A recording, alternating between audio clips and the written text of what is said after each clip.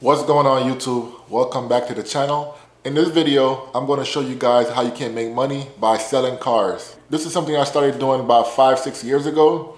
And basically what I'll do is I'll buy cars and resell them back for more money. So to get started with this, the first thing you want to do is buy the car. My go-to is buying the car from the online auction. The auction I use is Copart. There's a lot of different online auctions you could go to. There's IAAI, but personally, I always use Copart. You want to go on Copart and you want to find a vehicle. You could bid or you could buy now. If I see a good deal for buy now, I'll go ahead and jump on it.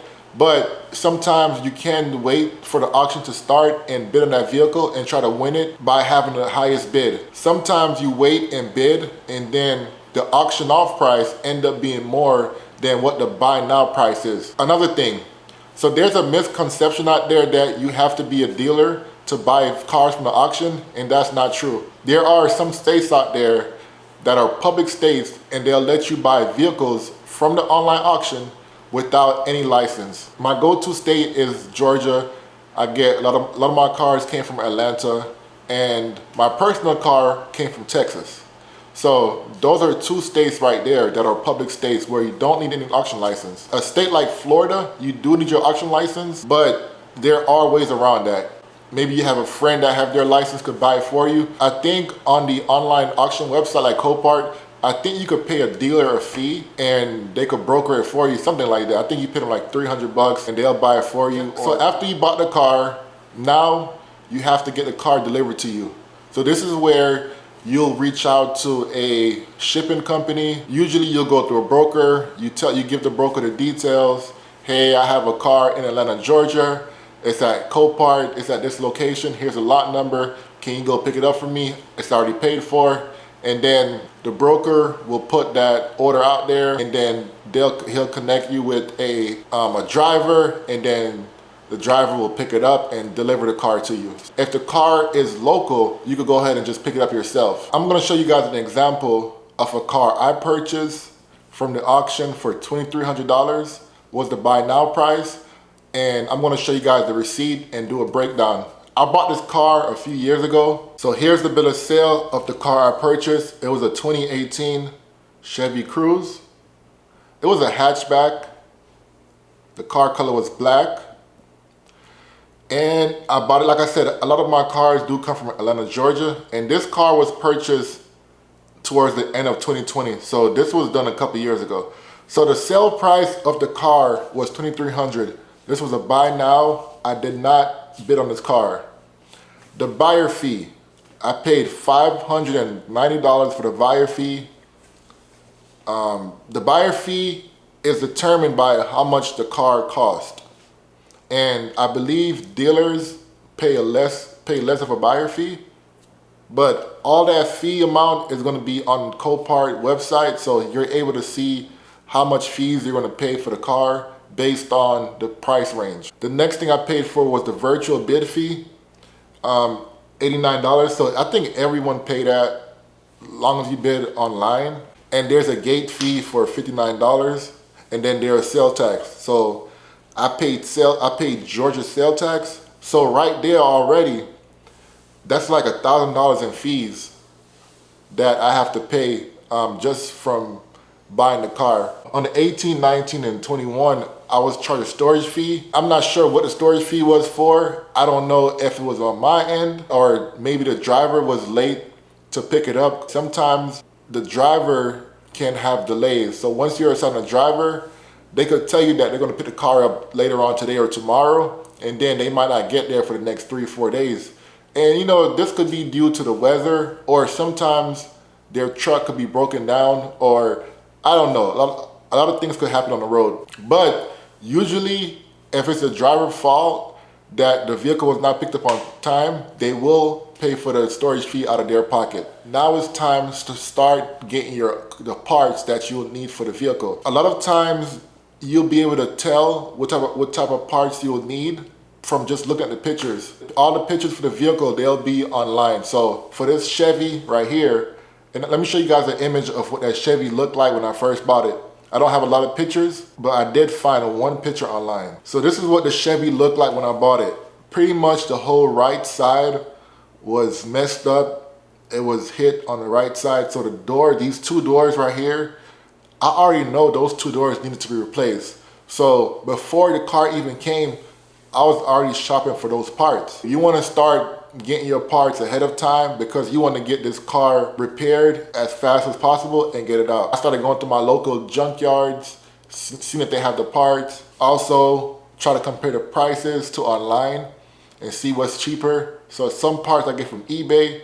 Just shop around. You want to find the cheapest price as possible because parts and labor is expensive and this could eat up all your profits. Go ahead and start ordering your parts. And obviously you won't know for sure everything that the car needs until you see it in person and have someone look at it. As far as the major parts, you'll be able to tell what it needs in the picture. But sometimes behind the damages, you might have a broken bracket. And now, once the car delivered, now it's time to have it repaired. So this is when you want to bring the car to your body man. The body man that you choose and work with is important. You don't want to go to a major shop. You want to go to a local body man, maybe a friend, a family friend, or a local shop that's going to give you a good price. The body work can get expensive. If you don't have a person that you work with personally, I would shop around with that too and get some quotes, get some prices, and also make sure that they're able to start working on the car as soon as possible. For this particular car, the repairs ended up being more than I estimated too, because whenever I buy a car, I try to calculate everything. How much the fees are gonna be, how much I'm gonna have to spend in repairs, how much I have to spend in parts, and also I check how much the car can be sold for. So I factor all those things in before I buy it to see my profit spread. I wanna make sure everything makes sense before I buy the car. For the parts, you want to get aftermarket parts. Try not to go to the dealership because the dealer is going to be more money. But you know, sometimes there are some parts that only the dealer sells. So in that case, then it's fine. But try to find your parts as cheap as possible. Search everywhere online. Search every junkyard. Call every junkyard up. Pick and pull. Also, you want to have a good mechanic as well. So you know, sometimes the car could have maybe some electrical problems, or a small leak or whatever, or there might be an engine light on. So you want to have a good, reliable mechanic as well that could give you a good deal. And also your body man, it would be good if your body man could also paint.